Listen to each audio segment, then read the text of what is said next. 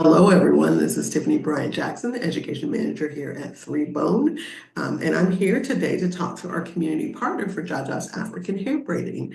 We have Ainsley Banks, who is with Carolina Refugee Settlement Agency. And we're going to learn a lot about our community partner. We're going to learn about how that ties into the show. And we're going to talk about how you can help different communities in your own backyard. Hi, Ainsley.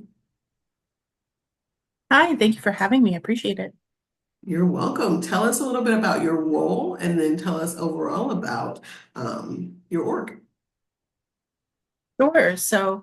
Um, at the organization, I am the person who trains and works with volunteers. So, I'm really involved in the community and getting volunteers and resources for our refugee clients. And I'm also involved in the pre-arrival. So, before we ever see them arrive on the US soil, I am involved with meeting with family members that they might have here in the community in getting housing ready for them and making sure that everything is set up for when they arrive in Charlotte. Um, our organization receives refugees from the State Department and United Nations.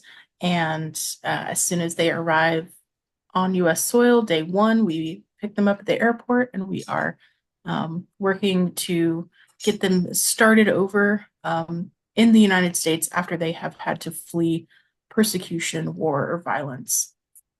Thank you. I wanted to bring up to everyone listening, when you watch the show, if you haven't yet, you should, but if you have not, there are various women who get here to the United States in various ways. And we wanted to highlight different ways that they can come in, which is why we ended up talking to CRRA, because we wanted to highlight that way, because some people have no choice but to come here. It's a flee kind of situation. And we wanted to talk about how there are orgs who help people, as Ainsley said, from the plane stop on, there's never a moment, there is a sense of settling into a new community. You got a chance to watch this show Sunday, so I'd like your take. Did you see some people represented in the show that you may have helped in your org? Absolutely. What I really took away from the show was one, how absolutely wonderful and hilarious it was, but also how heartfelt and sweet it was. But I really recognized a lot of those relationships between the different braiders and the community and how connected everyone was. I see that a lot in what we do, not only do the specific communities, the cultural communities that people are coming from come together, but all sorts of different communities come together to welcome refugees into Charlotte. Thank you. I would like you to break it down a little bit, just in case someone is watching this and they're like, I don't really know the difference between a general person who immigrates to the United States and a refugee. Could you break that down for people? Absolutely. So, a refugee is someone who has fled their home country because of specifically persecution, war, or violence. And in order to receive refugee status from the United Nations, an individual has to um, plead their case to the United Nations. So it's not a status that is assigned to a group of people. It is case by case based, and it is a legal status to enter the United States, and it has a path to naturalization for refugees to become U.S. citizens after they've been here for 5 years. Now, you mentioned something in a previous conversation that I was unaware of and learned about. Someone in a family could have refugee status, but not the whole family. Is that true? Yes, we see oftentimes um, parents will come over with children, but there might be another adult child who isn't coming over with them. We might see grandparents who aren't uh, included in the family. There's a lot of different family dynamics, and there are ways to try to get those people reunited, but it is a long bureaucratic process to do so.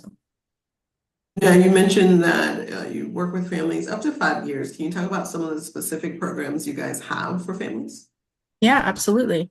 So in the first few months, we are working really intently with them on getting them started over. So um, housing, getting kids enrolled in school, getting adults enrolled in English classes, helping them get all of their benefits in order, helping them get off to work so they can start earning a living, so they can be self-sufficient moving forward.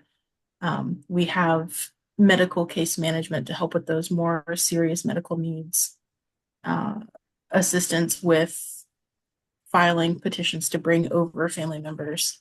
And we have programs to help people who want to start small businesses like Jaja's, which really was a great connection for me. Awesome. I love that fact that you can come in and you can work, but in case you are an entrepreneur at heart, that doesn't have to end when you get to the United States. There's programs to help people find that here, which I love because sometimes you love working for yourself or you have a product or a service to offer that deserves to be, seen. And just because you have to uproot yourself doesn't mean it can't be seen where you're going. Now, I want people. Absolutely. Thank you. I want people to know how they can plug in. Like, I don't want them just to see this talk, see that you're connected to the show, and think, oh, that's interesting. But I really want ways that people can plug in. So tell us about different ways that people can volunteer, donate, whatever it is. Please share. Absolutely. So the community and volunteers are huge in what we do. So again, as I said, we set up housing for people. So we are finding apartments and rental homes, and we are going into these empty units with furniture and household items. And a group of volunteers will set that up and make sure that a family coming straight from the airport is able to move in and feel at home and feel welcomed. So that's a really big one. And so we can always use volunteers for that. If you are interested in providing transportation for people, people are coming here and they don't have transportation for themselves aside from walking and public transportation. So if you're able to provide any help with that to get people to appointments until they have transportation of their own, or even something like cooking a meal for a family when they arrive is a great way to be involved. We do set up these apartments when people arrive with primarily donated items. So, donating household items is huge and it helps keep costs down for providing all these items that add up in the long run and in the short run. So, Mhm. things like that are incredibly helpful. Also, I'm just going to plug, we're in November where things go on sale, especially things that people can use around the house, go on crazy sale in the next couple of weeks. You've got Black Friday, Cyber Monday, etc. And if you're looking for an extra dose of gifting, this seems like a good way to connect to a community. Absolutely. And um, I'll also plug on our website, we have a full breakdown list of all the items that we are able to accept. Um, and if you have any questions, you can reach out to me that way. And we also do have an Amazon wish list. So when it comes to Cyber Monday, it's an easy one-stop shop there. I love that. Love quick. Because then I feel like I just knocked out something and I was on there shopping anyway. So why not knock out two things Absolutely. with one stone? Now you've had a chance to see the show. This is where I normally plug into the conversations for other people. If you have not seen the show, get your tickets now. We're going into week 2. And it's only here for 2 more this weekend next, so don't miss it. But as someone who's seen the show and someone who works deep in the refugee community, what is one thing that you would like someone who walks away from the show to take home with them about how they can either serve in their community or how they can think about what's around them? Yeah, absolutely. Wow, there's so many things I want people to take away from Name it. them all. But I Name them think all. at the forefront, I want people to take away that name them all. I think at the forefront, I want people to take away that everyone is human and has dreams and hopes of their own. And you see that throughout the show.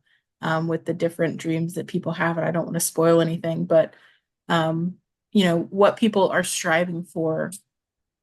And no matter where you come from or what's your background, what's your legal status, any of that, everyone is human and has those hopes and dreams for themselves and for others. And so to remember that when you are thinking of people and watching the news and thinking of all these things going on in the world, that everyone is striving for something. Fantastic. Thank you, Ainsley.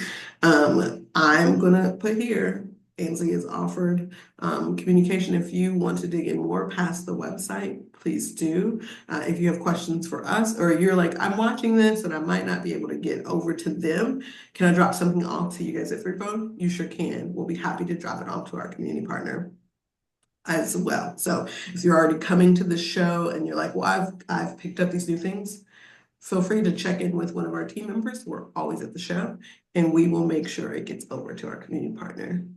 So Ainsley, thank you for taking time, number one, to partner with us.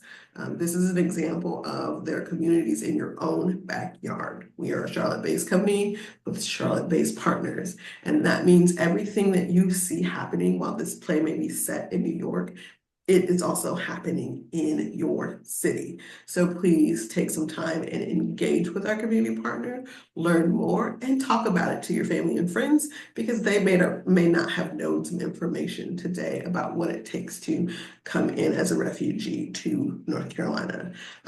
Please come see the show, but also stay informed. I'll talk to you later next time, you two.